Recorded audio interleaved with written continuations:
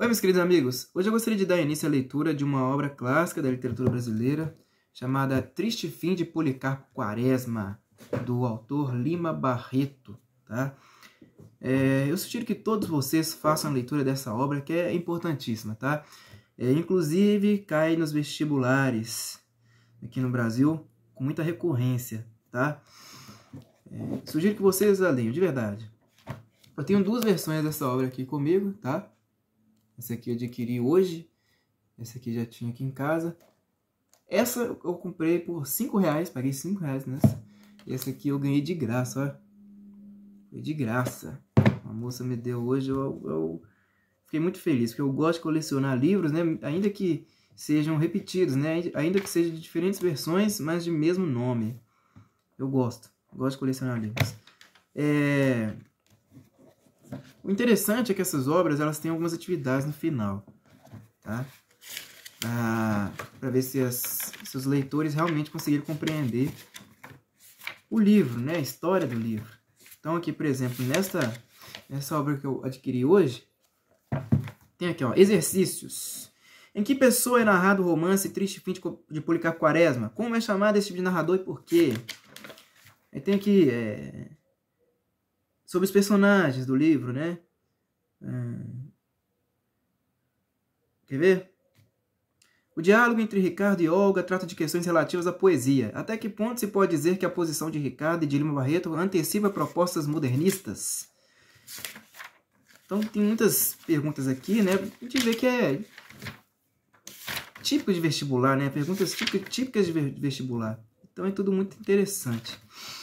Essa aqui também. Ela é um pouco mais antiga, vocês podem até ver a página, né? As páginas estão um pouco mais velhas, mais desgastadas, mas também tem atividades no final do livro. Vejam só. Esse aqui, no caso, parece que tem aqui um roteiro de leitura. Veja só. Cite os autores nacionais ou tidos como tais de obras literárias que faziam parte da biblioteca de Policarpo Quaresma. E são várias perguntas também referentes ao livro. Só que eu acho que essa daqui está mais completa, tá? Essa versão aqui está mais completa. Enfim, vamos lá. Né? Analisar esta obra aqui, né? Capa, contracapa, das duas obras, tá? Das duas versões dessa mesma obra. Capa, contracapa, falar um pouco a respeito do autor, né? Eu não sei se todos vocês o conhecem. Lima Barreto era negro, tá? E pouco se fala a respeito dele no Brasil, muito engraçado. Você pergunta aí para esses meninos aí, eles nem sabem quem foi Lima Barreto, muito estranho mesmo.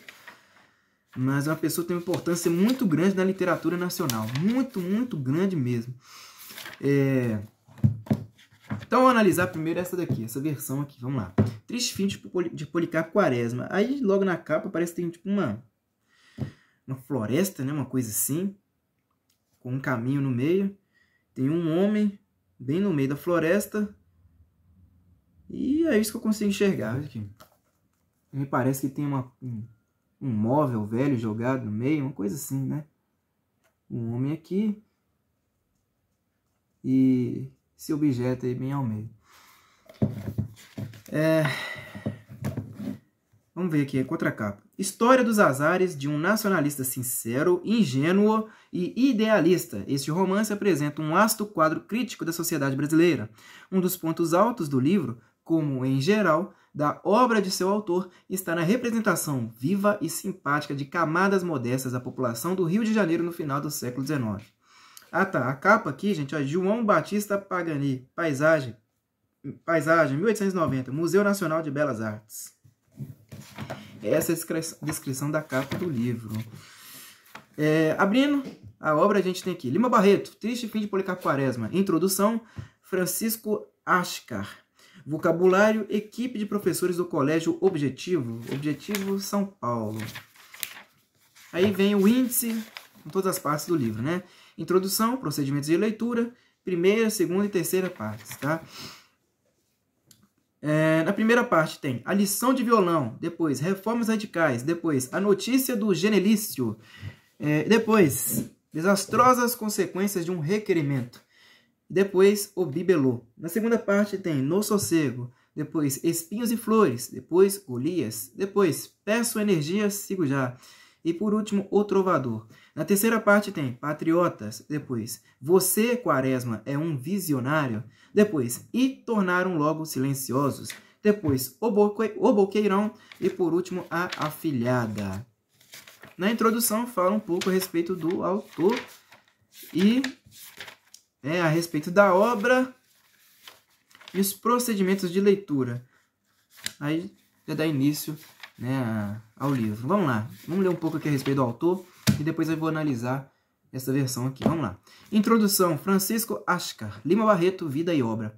Afonso Henriques de Lima Barreto nasceu no Rio de Janeiro em 13 de maio de 1881. Frequentou a escola pública, passando depois para o Ginásio Nacional. Completou os preparativos para o curso superior no Colégio Paula Freitas e ingressou na Escola Politécnica do Rio de Janeiro, que teve de abandonar para incumbir-se dos cuidados do pai, que enlouquecera. Passa a trabalhar na Secretaria de Guerra para sustentar a família. Isso não impede que ele frequente a Boêmia e os meios intelectuais cariocas. Militou também na imprensa anarquista. Em 1914 foi internado em hospício e mais uma vez em 1919, quando já estava aposentado por invalidez. Faleceu no Rio de Janeiro aos 41 anos, no dia 1º de novembro de 1922, vítima de ataque cardíaco. Lima Barreto é o romancista mais importante do período conhecido como pré-modernismo. A crítica tem chamado a atenção para seus defeitos de estilo e incorreções de vidas à pressa e ao descuido, mas ninguém lhe nega a grandeza de propósitos e o valor dramático. Além disso, parte dos defeitos que apontaram em sua obra decorrem de uma de suas grandes qualidades, a reação contra o estilo pomposo do beletrismo, ou o culto das belas letras, ou seja, da literatura como coisa ornamental, que caracterizou a obra de tantos escritores brasileiros do fim do século XIX e início do XX. A escrita de Lima Barreto é anti-parnasiana, uma época em que o grande parnasianismo Olavo Bilac dominava a poesia brasileira, e Coelho Neto, o parnasiano da prosa, era o romancista mais prestigiado. É anti-academicista, numa época em que a Academia Brasileira de Letras era uma instituição levada a sério, pois ainda não se tornaram um agrupamento de escritores conformistas e políticos poderosos e vaidosos. Contra a linguagem rica e o gosto da palavra encantatória, praticou um estilo simples jornalístico, às vezes panfletário. Lima Barreto elaborou uma sátira incisiva de seu tempo. Modelou no romance alguns de nossos maiores problemas, como a questão da indiferença do preconceito racial, era mulato e sentira na carne a navalha da discriminação, do nacionalismo ornamental, da depravação moral e política das elites, das diferenças brutais entre as classes que compõem a sociedade brasileira do começo da República. Nele, a vocação dramática faz com que a ação narrada rapidamente se volte para os grandes lances de significação suprapessoal. A rigor não foi nem um ressentido nem um populista, como costuma ser pintado hoje. Foi um intelectual que conseguiu trazer para a literatura a voz reprimida das camadas pobres da população, graças à sua profunda empatia com o mundo suburbano do Rio, a que esteve sempre ligado. Foi também um dos escritores que mais nobremente exerceram entre nós a crítica intensa e corajosa. Em sua obra se destacam sobretudo 3 romances: Recordações do escrivão Isaías Caminha, de 1909, Triste Fim, de Policarpo Quaresma, de 1915, e Vida e Morte, de M.J. Gonzaga de Sá, de 1919. O livro inacabado, baseado em suas memórias do hospício, Cemitério dos Vivos, constitui um impressionante documento humano. Aí sobre a obra, Triste Fim, de Policarpo Quaresma. O romance saiu inicialmente em folhetins do Jornal do Comércio entre agosto e outubro de 1911. 5 anos depois foi publicado em forma de livro. A obra focaliza fatos históricos e políticos ocorridos durante a fase da instalação da República, mais precisamente no governo de Floriano Peixoto, de 1891 a 1894. Podemos compreender Triste Fim de Policarpo Quaresma como o desenvolvimento de 3 grandes núcleos: o retrato da personagem, primeira parte, a situação da agricultura, que é a segunda parte, e o levante da armada, da terceira parte. A personagem nos é apresentada através de 2 planos, uma síntese de hábitos e uma estranha inclinação de caráter. Policarpo é funcionário do arsenal de guerra, como Lima Barreto também o fora. Suas relações de trabalho incluem principalmente o meio militar. A vida de Policarpo é regular e tranquila. Nas horas vagas, ele se põe a ler toda uma literatura de valorização de temas nacionais, sobretudo históricos e geográficos. Esta é, digamos, sua paixão nacionalista. Policarpo não se dá mal com a gente mais pobre, mais simples, como Ricardo, o coração dos outros, boêmio que lhe ensina a até então difamada arte do violão. Nem poderia ser de outra forma. Lima Barreto faz a sua causa dos oprimidos e não deixaria de fazer de seu Policarpo um homem simpático ao mundo popular. Ele tem um gesto voltado para os pobres, outro voltado para as elites, sem ambiguidade, sem hipocrisia. Com as elites, Policarpo tem aqueles conflitos que, num plano mais elaborado, são algumas das desavenças que Lima Barreto teve com a sociedade brasileira no começo do século. Com os pobres, Policarpo tem algumas afinidades qualidades que vêm mais do seu caráter do que de sua atuação. O próprio narrador se admira dele. É raro encontrar homens assim, mas os há, e quando se os encontra, mesmo tocados de um grão de loucura, a gente sente mais simpatia pela nossa espécie, mais orgulho de ser homem e mais esperança na felicidade da raça. Fecha capítulo 4. Palavras como essas mostram o quanto a literatura de Lima Barreto era estimulada por uma utopia da racionalidade social, mas, bem entendido, uma racionalidade que estivesse não no começo, mas no processo final de manifestação harmoniosa da sociedade. O autor de Triste Fim de Policarpo Quaresma tinha em alta conta a liberdade humana, daí a saborosa variedade dos tipos que ele pinta dentro e fora do subúrbio. Nem por isso abria mão da ideia de sociedade como um todo orgânico e unânime. Daí o esforço de Policarpo por levar o país a uma lógica nacional. As relações de Policarpo, tanto com os pobres quanto com as elites, têm, portanto, de mediar-se por uma exigência que para ele é fundamental e que está na ardorosa consciência nacionalista, que ele desposa e divulga. Para Policarpo, os males de nosso país cessariam quando todos se imbuíssem dos méritos de nossa terra, de seus encantos e promessas. Policarpo Quaresma é nacionalista fervoroso e isso é que passa a dar o tom de suas relações com terceiros. Quais as sugestões que Lima Barreto reuniu em Policarpo? Em primeiro lugar, nele estão alguns ecos de Dostoiévski e Machado de Assis, autores que souberam tratar muito bem do difícil limite entre a singularidade e aquilo que a sociedade aponta como extravagância e desequilíbrio mental. Em segundo, está presente em Policarpo a velha tradição nacionalista que vinha tanto da crítica quanto do romance e da poesia do romantismo, e que se enraizava sobretudo no orgulho de uma terra incomensurável, promissora, orgulho este que deu origem aos tons ornamentais do romance de José de Alencar e da poesia de Gonçalves Dias.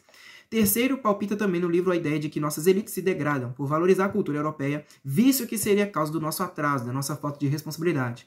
Quarto, há também Policarpo a sugestão de um legalismo e um pragmatismo ingênuos, que o final do romance vai simplesmente liquidar como liquidou os sonhos e a própria vida de Policarpo. Mas por que legalismo? Por que o pragmatismo ingênuo? Ora, Policarpo acreditava que todos os homens fossem realmente iguais perante a lei.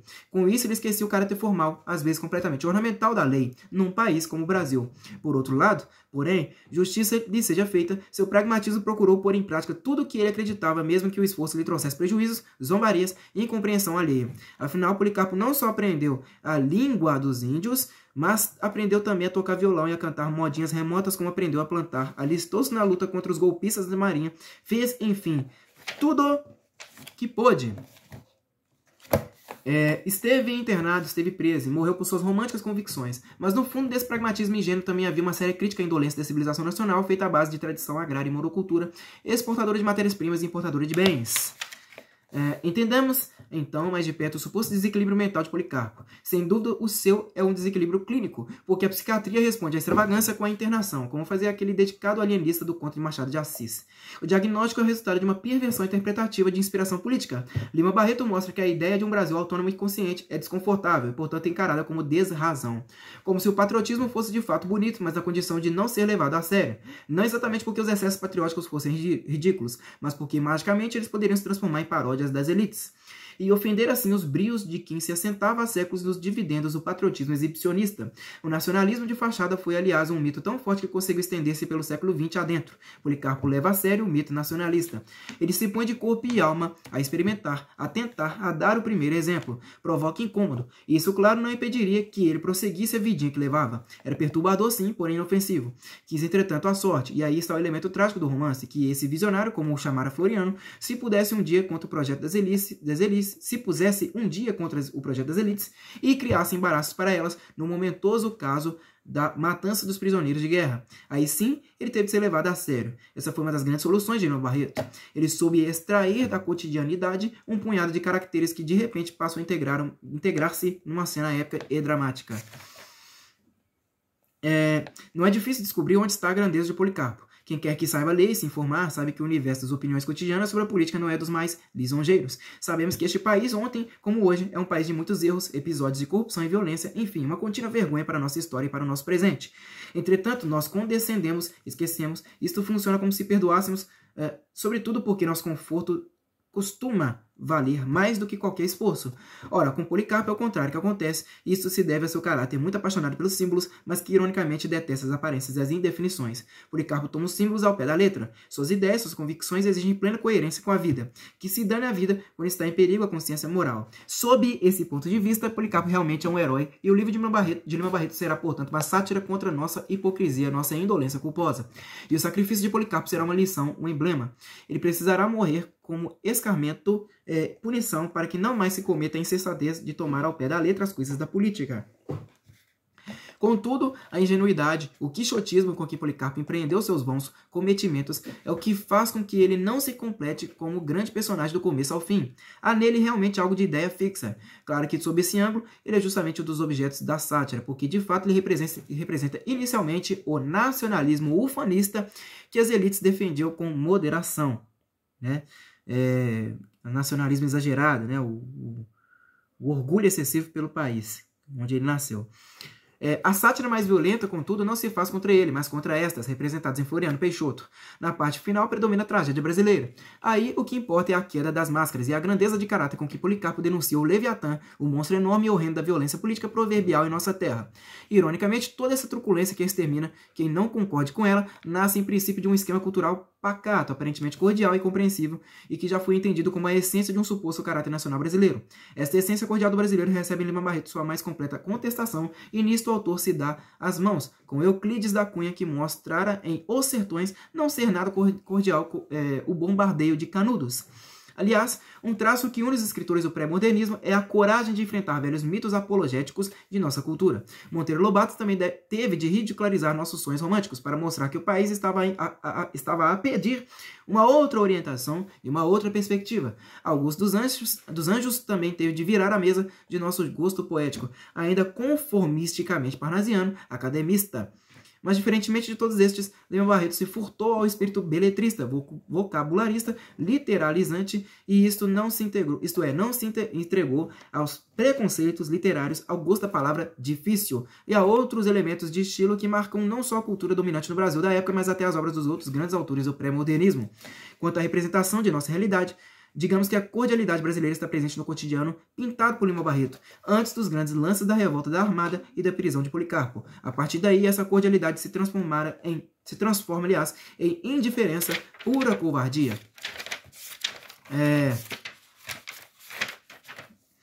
A obra de Lima Barreto pode ser valorizada dentro daquela perspectiva que Marcel Camus apontou certa vez como a grande missão da literatura. Disse então Camus que a arte é a expressão da mais alta revolta. E Lima Barreto não só foi um revoltado, mas teve todas as razões para sê-lo.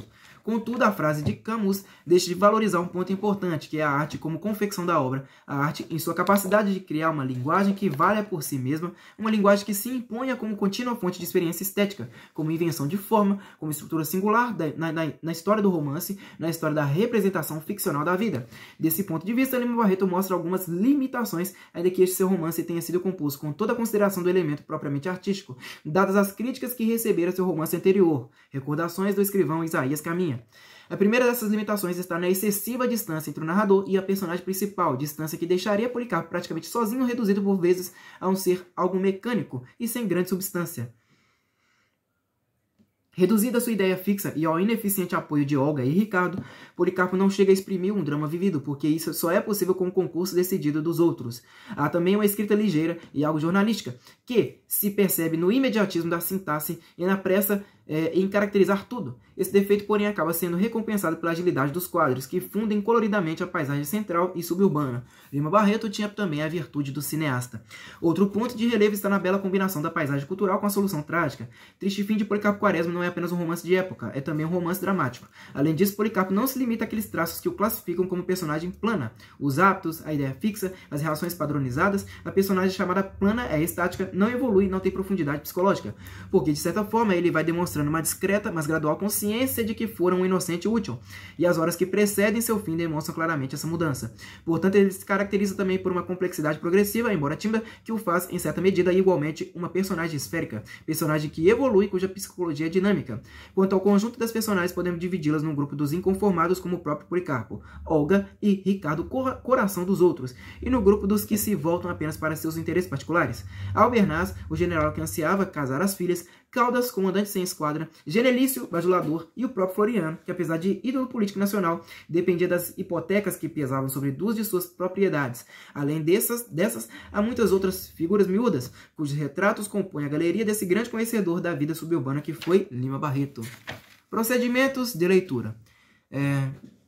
Vamos ver aqui, né, que isso aqui vai me ajudar na hora de ler. As palavras seguidas de asterisco são explicadas no vocabulário que se encontra no rodapé da página. Se você desconhecer o sentido de palavras que não constem do vocabulário, consulte o dicionário e anote seu sentido, podendo usar para isso as margens das páginas. Anote nas próprias margens das páginas observações ou dúvidas que tiver. Procure resolver essas dúvidas, seja com consultas em enciclopédias ou outras fontes de referências, seja com consultas a seu professor. Anote também nas margens os trechos que mais lhe chamarem a atenção, escrevendo ao lado um curto resumo do seu conteúdo. Exemplos: cena do Tangolomango, retrato de Floriano. E, se possível, registrando os motivos pelos quais você encontrou ali algum interesse particular. Exemplos: quadro ridículo, descrição cruel. Este livro será objeto de questões constantes do caderno de atividades do terceiro bimestre do ano. 5 semanas serão dedicadas ao estudo do romance a partir da terceira aula de análise do texto do bimestre. Mas você deve começar o trabalho antes, pois o ideal é que você faça 2 leituras do livro como segue. Primeiro, ao longo de no máximo 3 semanas, uma leitura apenas para conhecimento do texto, com esclarecimento de dúvidas de vocabulário e outras. Depois, releitura dos capítulos que semana a semana serão assunto das aulas de análise de texto. Isso aqui é um livro escolar, né? Depois dessa releitura de cada grupo de capítulos, elabore uma primeira resposta para as questões a eles referentes. O professor, durante as aulas de análise de texto, concentrar-se-á em algumas questões. As demais serão vistas de forma mais rápida, mas você deve responder a todas as questões em casa.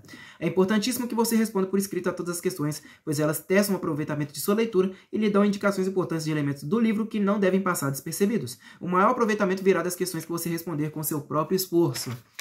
Aí vem, né? Um cronograma aqui de leitura. O cronograma de leitura será o seguinte: espera-se que você responda as questões em casa antes da aula em que elas serão respondidas ou discutidas em classe. As questões que lhe ocasionarem maior dificuldade deverão ser revistas depois que o professor tratar delas em aula. Aí, na primeira semana, parte 1, todos os capítulos. Na segunda semana, parte 2, todos os capítulos. Parte 3... semana 3, lê a parte 3 e lê também todos os capítulos. Na quarta semana, na primeira parte, capítulos de 1 a 3. Aí vai ter questões de 6 a 13. Na quinta semana, partes 1 e 2, capítulos 4 e 5, depois capítulos 1 e 2. Questões de 14 a 20. Depois, sexta semana, lê partes 2 e 3. Lê os capítulos 3, 5 e depois o 1. Questões do número 21 a 27. Depois, na sétima semana, parte 3, capítulos 2 e 5. Questões do número 28 até o número 33. Aí, não se esqueça de levar este livro às aulas de análise de texto. Isso é um livro escolar, né? Mas é bacana, bacana. Vou analisar o outro aqui, né? Ministro é a bandeira do Brasil. Ordem e progresso. Texto integral. Qual que é o nome dessa editora aqui? Eu não sei. W. Bush. Entendi não. W. Book. W. Burr. Não sei. B-U-C-H. Esse livro aqui parece ser mais antigo mesmo, né? Eu acho que esse daqui, pessoal... esse daqui não vai ter muito nada... Não tem nada na introdução, não. Não fala nem do autor. Engraçado. Esse aqui não fala nem do autor. Mas eu vou utilizar este livro aqui para leitura, beleza? Eu acho que é mais confortável, até porque as letras dele são maiores. Vamos lá. Acho que vai dar tempo de eu ler pelo menos. Deixa eu ver aqui. Até a página...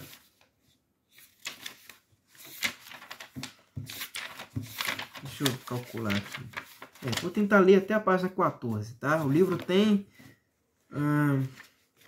197 páginas, tá?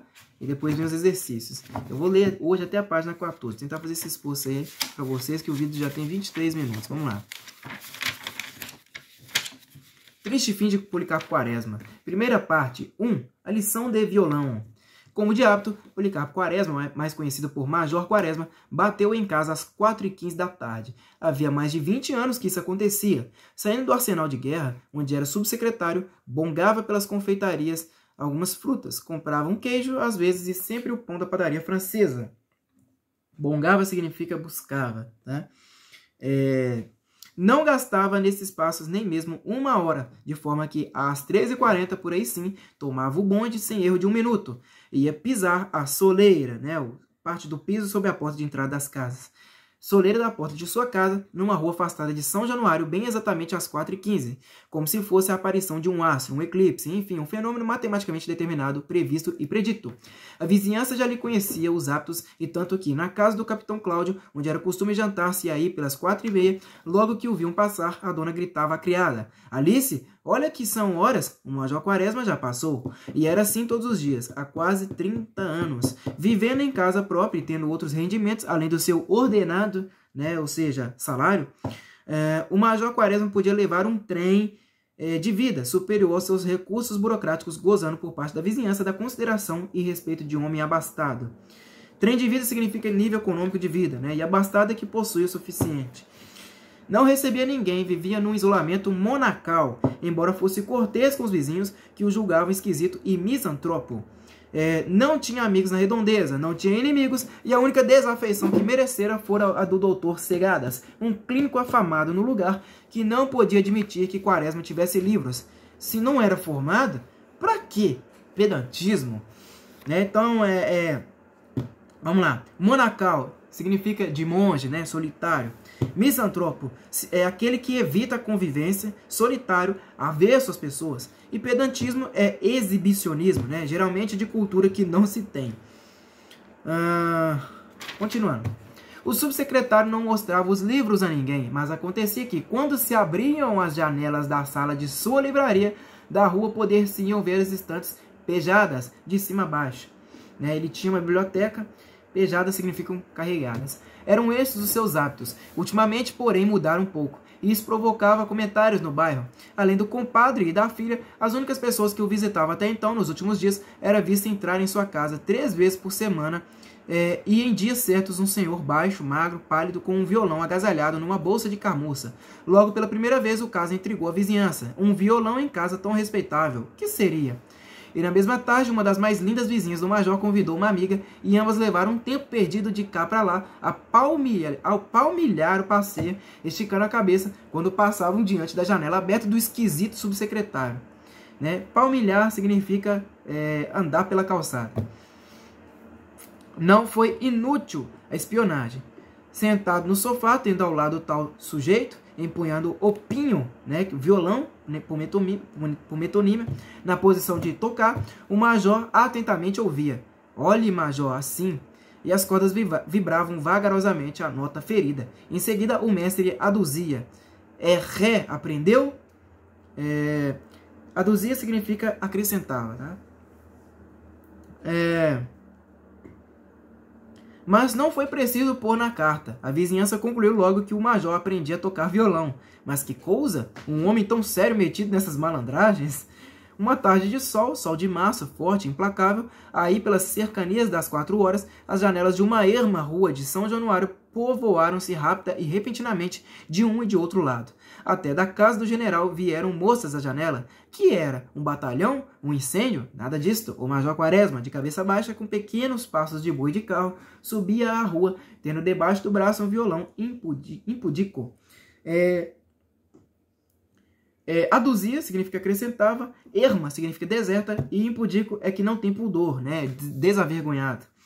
É verdade que a guitarra vinha decentemente embrulhada em papel, mas o vestuário não lhe escondia inteiramente as formas. À vista de tão escandaloso fato, a consideração e o respeito que o Major Policarpo Quaresma merecia nos arredores de sua casa diminuíram um pouco. Estava perdido, maluco, diziam. Ele, porém, continuou serenamente nos seus estudos, mesmo porque não percebeu essa diminuição. Quaresma era um homem pequeno, magro, que usava pince-nez, significa pince-nez, né? Óculos sem haste, apenas preso ao nariz. Olhava sempre baixo, mas quando fixava alguém ou alguma coisa, os seus olhos tomavam por detrás das lentes um forte brilho de penetração e era como se ele quisesse ir à alma da pessoa ou da coisa que fixava. Contudo, sempre os trazia baixos, como se se guiasse pela ponta do cavanhaque que lhe enfeitava o queixo. Vestia-se sempre de fraque, preto, azul ou de cinza, de pano listrado, mas sempre de fraque, e era raro que não se cobrisse com uma cartola de abas curtas e muito alta, feita segundo o figurino antigo de que ele sabia com precisão a época. Quando entrou em casa naquele dia, foi a irmã quem lhe abriu a porta perguntando: Janta já? Ainda não. Espere um pouco. Ricardo que vem jantar hoje conosco. Policarpo, você precisa tomar juízo. Um homem de idade, com posição respeitável como você é, andar metido com esse seresteiro, um quase capadócio, não é bonito. Capadócio é malandro, trapaceiro. O major descansou o chapéu de sol, um antigo chapéu de sol com a haste inteiramente de madeira e um cabo de volta, incrustado de pequenos losangos de madrepérola, e respondeu: Mas você está muito enganada, mana. É preconceito supor-se que todo homem que toca violão é um desclassificado. A modinha é a mais genuína expressão da poesia nacional e o violão é o instrumento que ela pede. Nós é que temos abandonado o gênero, mas ele já esteve em honra em Lisboa no século passado com o padre Caldas, que teve um auditório de fidalgas. Beckford, um inglês notável, muito o elogia. Padre Caldas, Domingos Caldas Barbosa, compositor de Lundus, que divulgou a modinha brasileira na corte portuguesa a partir de 1775. Beckford, Lord Beckford, encantou-se com as modinhas em 1786, quando as ouviu na corte de Dona Maria I. Tá? Mas isso foi em outro tempo. Agora que tem isso, Adelaide. Convém que nós não deixemos morrer as nossas tradições, os usos genuinamente nacionais. Bem, Policarpo, eu não quero contrariar você. Continue lá com as suas manias. O major entrou para um aposento próximo, enquanto a sua irmã seguia em direitura ao interior da casa, né? Seguia em direção. Quaresma despiu-se, lavou-se e enfiou a roupa de casa, veio para a biblioteca, sentou-se em uma cadeira de balanço, descansando. Estavam num aposento vasto com janelas para uma rua lateral e todo ele era forrado de estantes de ferro. Havia perto de 10, com 4 prateleiras, fora as pequenas com os livros de maior tomo. Quem examinasse vagarosamente aquela grande coleção de livros havia de espantar-se ao perceber o espírito que presidia a sua reunião. Na ficção havia unicamente autores nacionais ou tidos como tais: o Bento Teixeira, da Prosopopeia, o Gregório de Matos, o Basílio da Gama, o Santa Rita Durão, o José de Alencar, todo, o Macedo, o Gonçalves Dias, todo também, além de muitos outros. Podia-se afiançar que nenhum dos autores nacionais ou nacionalizados de 80 para lá faltavam nas estantes do major. Afiançar significa confiar, tá? De 80 para lá é anterior à década de 1880. De história do Brasil era farta a messe. Messe é quantidade. Os cronistas Gabriel Soares, Gandavo e Rocha Pita, Frei Vicente do Salvador. A Armitage Aires do Casal, Pereira da Silva, Handelman, Melo Moraes, Capistrano de Abreu, Southey, não sei, S-O-U-T-H-E-Y, Van Hagen, além de outros mais raros ou menos famosos. Os cronistas, aí está uma referência aqui, né? O nacionalismo de Policarpo se revela pelo seu interesse por obras relativas ao Brasil, desde aquelas de cronistas e historiadores mais antigos até dos viajantes mais recentes. Tem vários outros nomes aqui, acho que alguns em francês. Então, no tocante a viagens e explorações, que riqueza! Lá estavam Hans Staden, o Jean de Lery, o Saint Hilaire, não sei, H-I-L-A-I-R-E, o Martius, o Príncipe de Neuwied, N-E-U-W-I-E-D, o John Mave, o von Eschweg, E-S-C-H-W-E-G-E, o Agassiz, Couto de Magalhães, e se encontravam também Darwin, Freycinet, Cook, Bougainville e até o famoso Pigafetta. Cronista da viagem de Magalhães é porque todos esses últimos viajantes tocavam no Brasil, resumida ou amplamente. Além desses, haviam outros subsidiários, né, ou auxiliares. Dicionários, manuais, enciclopédias, compêndios em vários idiomas. Vê-se assim que a sua predileção pela poética de Porto Alegre e Magalhães não lhe vinha de uma irremediável ignorância das línguas literárias da Europa. Ao contrário, o major conhecia bem sofrivelmente francês, inglês e alemão. E se não falava tais idiomas, lia-os e traduzia-os correntemente. A razão tinha que ser encontrada numa disposição particular de seu espírito, no forte sentimento que guiava sua vida. Policarpo era patriota. Desde moço, aí pelos 20 anos, o amor da pátria tomou todo inteiro. Né? À toa que a capa do livro, né? Não dessa versão aqui, dessa versão. Desde moço, aí pelos 20 anos, o amor da pátria tomou todo inteiro. Não for o amor comum falador, né? E vazio. Foram um sentimento sério, grave e absorvente. Nada de ambições políticas ou administrativas. O que Quaresma pensou, ou melhor, o que o patriotismo o fez pensar, foi no conhecimento inteiro do Brasil, levando-o a meditações sobre seus recursos, para depois então apontar os remédios às medidas progressivas com pleno conhecimento de causa. Não se sabia bem onde nascera, mas não fora decerto em São Paulo, nem no Rio Grande do Sul, nem no Pará. Errava quem quisesse encontrar nele qualquer regionalismo. Quaresma era, antes de tudo, brasileiro. Não tinha predileção por esta ou aquela parte do seu país. Tanto assim que aquilo que o fazia vibrar de paixão não eram só os pampas do sul com o seu gado, não era o café de São Paulo, não era o ouro e os diamantes de Minas, não era a beleza da Guanabara, não era a altura da Paulo Afonso, não era o estro de Gonçalves Dias ou o ímpeto de Andrade Neves. Era tudo isso junto, fundido, reunido sob a bandeira estrelada do Cruzeiro. Estro significa talento, tá? Logo aos 18 anos quis fazer-se militar, mas a junta de saúde julgou-o incapaz. Desgostou-se, sofreu, mas não maldisse a pátria. O ministério era liberal, ele se fez conservador e continuou mais do que nunca a amar a terra que o viu nascer. Impossibilitado de evoluir-se sob os dourados do exército, procurou a administração e dos seus ramos escolheu o militar. Dourado significa condecorações, tá? Era onde estava bem, no meio de soldados, de canhões, de veteranos, de papelada inçada, né, ou coberta, de quilos de pólvora, de nomes de fuzis e termos técnicos de artilharia, aspirava diariamente aquele hálito de guerra, de bravura, de vitória, de triunfo, que é bem o hálito da pátria. Durante os lazeres burocráticos estudou, mas estudou a pátria nas suas riquezas naturais, na sua história, na sua geografia, na sua literatura e na sua política. Quaresma sabia as espécies de minerais, vegetais e animais que o Brasil continha, sabia o valor do ouro, dos diamantes exportados por Minas, as guerras holandesas, as batalhas do Paraguai, as nascentes e o curso de todos os rios. Defendia com azedume e paixão a proeminência do Amazonas sobre todos os demais rios do mundo. Opa! Fiz a gaveta até sair do lugar aqui.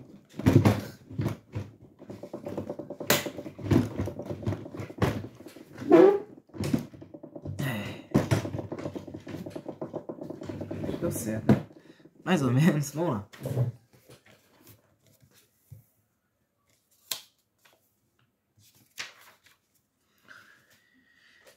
Para isso, ia até ao crime de amputar alguns quilômetros ao Nilo, e era com este rival do seu rio que ele mais implicava. Ai de quem o citasse na sua frente. Em geral, calmo e delicado, o major ficava agitado e malcriado quando se discutia a extensão do Amazonas em face da do Nilo.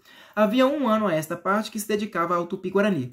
Todas as manhãs, antes que a aurora com seus dedos rosados abrisse caminho ao louro Febo, ele se atacava até ao almoço com o Montoya Arte e Dicionário de la Língua Guarani, ou mais bien tupi, e estudava o jargão caboclo com afinco e paixão. Na repartição, os pequenos empregados, amanuenses e escreventes, tendo notícia desse seu estudo do idioma tupiniquim, deram não se sabe por quem chamá-lo Ubirahara. Certa vez o escrevente Azevedo, ao assinar o ponto distraído, sem reparar quem lhe estava às costas, disse em tom chocarreiro: "Você já viu que hoje o Ubirahara está tardando?" Quaresma era conhecido, aliás, era considerado no arsenal. A sua idade, a sua ilustração, a modéstia e a honestidade do seu viver impunham-no ao respeito de todos. Sentindo que o alcunha lhe era dirigido, não perdeu a dignidade, não prorrompeu em doestos e insultos. Endireitou-se, consertou como é que chama? Não sei isso aqui, né? O pince-nez, né? Endireitou o pince-nez, que é o óculos lá, e levantou o dedo indicador no ar e respondeu: "Senhor Azevedo, não seja leviano. Não queira levar ao ridículo aqueles que trabalham em silêncio para a grandeza e a emancipação da pátria." Nesse dia o major pouco conversou. Era costume seu, assim pela hora do café, quando os empregados deixavam as bancas, transmitir aos companheiros o fruto de seus estudos, as descobertas que fazia no seu gabinete de trabalho de riquezas nacionais. Um dia era o petróleo que lera em qualquer parte, como sendo encontrado na Bahia. Outra vez era um novo exemplar de árvore de borracha que crescia no Rio Pardo, em Mato Grosso. Outra era um sábio, uma notabilidade, cujo bisavó era brasileira, e quando não tinha descoberto a trazer, entrava pela corografia, contava o curso dos rios, a sua extensão navegável, os melhoramentos insignificantes de que careciam para se prestarem a um franco percurso da foz das nascentes. Ele amava sobremodo os rios, as montanhas lhe eram diferentes, pequenas talvez.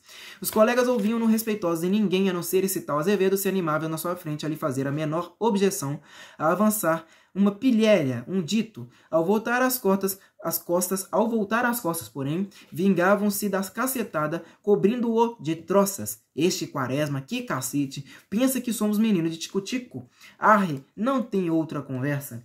Vamos aqui para os significados, né? Aurora, personificação mitológica da manhã. Febo, Apolo, identificado na mitologia com o sol. A passagem imita a maneira típica com que na Ilíada e na Odisseia Homero descreve a chegada da manhã. Afinco, significa persistência. Amanuenses, funcionários públicos de condição modesta. Chocarreiro, zombeteiro, gozador. Prorrompeu, saiu ou irrompeu impetuosamente. E doestos significam injúrias. Corografia, estudo ou descrição geográfica de uma região. Pilhera, gozação. Vamos continuar.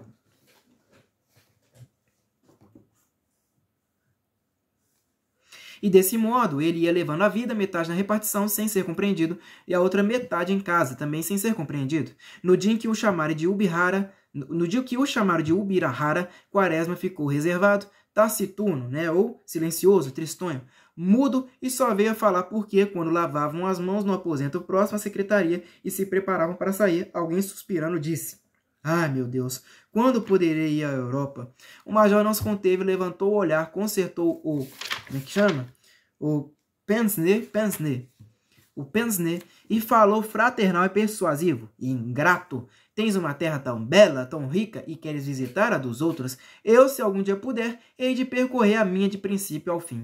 O outro objetou-lhe que, por aqui, só havia febres e mosquitos. O major contestou-lhe com estatísticas e até provou exuberantemente que o Amazonas tinha um dos melhores climas da terra. Era um clima caluniado pelos viciosos que de lá vinham doentes. Era assim o major Policarpo Quaresma, que acabava de chegar à sua residência às 4h15 da tarde, sem erro de 1 minuto, como todas as tardes, exceto aos domingos, exatamente ao jeito da aparição de um astro ou de um eclipse. No mais, era um homem como todos os outros, a não ser aqueles que têm ambições políticas ou de fortuna, porque Quaresma não as tinha no mínimo grau. Sentado na cadeira de balanço, bem ao centro de sua biblioteca, o major abriu um livro e pôs-se a lê-lo à espera do conviva. Era o velho Rocha Pita, o entusiástico e gongórico Rocha Pita da história da América Portuguesa. Quaresma estava lendo aquele famoso período. Em nenhuma outra região se mostra o céu mais sereno, nem madruga mais bela a aurora. O sol em nenhum outro hemisfério tem os raios mais dourados, mas não pôde ir ao fim. Batiam a porta, foi abri-la em pessoa. "Tardei, major?" perguntou o visitante. "Não, chegaste à hora." Convívio significa convidado, tá? E gongórico é relativo ao poeta barroco espanhol Góngora. Aqui significa de estilo complicado. Vamos lá. "Tardei, major?" perguntou o visitante. "Não, chegaste à hora." Acabava de entrar em casa do major o senhor Ricardo Coração dos Outros, homem célebre pela sua habilidade em cantar modinhas e tocar violão. Em começo, a sua fama estivera limitada a um pequeno subúrbio da cidade, em cujos saraus ele e seu violão figuravam como Paganini, e a sua rabeca em festas de duques, mas aos poucos, com o tempo, foi tomando toda a extensão dos subúrbios, crescendo, solidificando-se até ser considerada como coisa própria a eles. Não se julgue, entretanto, que Ricardo fosse um cantor de modinhas aí qualquer, um capadócio. Não, Ricardo Coração dos Outros era um artista a frequentar e a honrar as melhores famílias do Maia, Piedade e Rachuelo. Para ele, rara era a noite em que não recebesse um convite, fosse na casa do tenente Marques, do Dr. Bulhões ou do seu Castro, a sua presença era sempre requerida, instada e apreciada. O Dr. Bulhões até tinha pelo Ricardo uma admiração especial, um delírio, um frenesi, e quando o trovador cantava, ficava em êxtase. "Gosto muito de canto", dizia o doutor no trem certa vez, "mas só 2 pessoas me enchem as medidas, o Tamagno e o Ricardo." Esse doutor tinha uma grande reputação nos subúrbios, e não como médico, pois que nem óleo de rícino receitava, mas como entendido em legislação telegráfica, por ser chefe da seção da Secretaria dos Telégrafos. Chefe de secção, né, da Secretaria dos Telégrafos. Dessa maneira, Ricardo Coração dos Outros gozava da estima geral da alta sociedade suburbana. É uma alta sociedade muito especial e que só é alta nos subúrbios. Compõe-se em geral de funcionários públicos, de pequenos negociantes, de médicos com alguma clínica, de tenentes de diferentes milícias, nata essa que impa pelas ruas esburacadas daquelas distantes regiões, assim como nas festas e nos bailes, com mais força que a burguesia de Petrópolis e Botafogo. Isto é só lá nos bailes, nas festas e nas ruas, onde se algum dos seus representantes vê um tipo mais ou menos, olha-o da cabeça aos pés, demoradamente, assim como quem diz: "Aparece lá em casa que te dou um prato de comida." Porque o orgulho da aristocracia suburbana está em ter todo o dia de jantar e almoço, muito feijão, muita carne seca, muito ensopado. Aí, julga ela, é que está a pedra de toque da nobreza da alta linha da distinção. Paganini, violinista e compositor italiano, de 1782 a 1840, grande virtuoso do violino. Frenesi significa entusiasmo, nata é elite e ímpar mostra-se soberba. Fora dos subúrbios, na Rua do Ouvidor, nos teatros, nas grandes festas centrais, essa gente mingua, né? Ou seja, diminui, apaga-se e desaparece, chegando até as suas mulheres e filhas a perder a beleza com que deslumbram quase diariamente os lindos cavalheiros dos intermináveis bailes diários daquelas redondezas. Ricardo, depois de ser poeta e o cantor dessa curiosa aristocracia, extravasou e passou a cidade propriamente. A sua fama já chegava a São Cristóvão e em breve ele o esperava. Botafogo convidá-lo-ia, pois os jornais já falavam no seu nome e discutiam o alcance de sua obra e da sua poética. Eu vou poder continuar, pessoal, vou ter que parar por aqui, vou ter que parar na página 9. Eu tinha prometido até a página 14, mas não vou conseguir, tá? Parei então na página 9, na próxima leitura eu dou continuidade a essa grande obra aqui, tá? Muito obrigado a todos vocês, até a próxima e falou!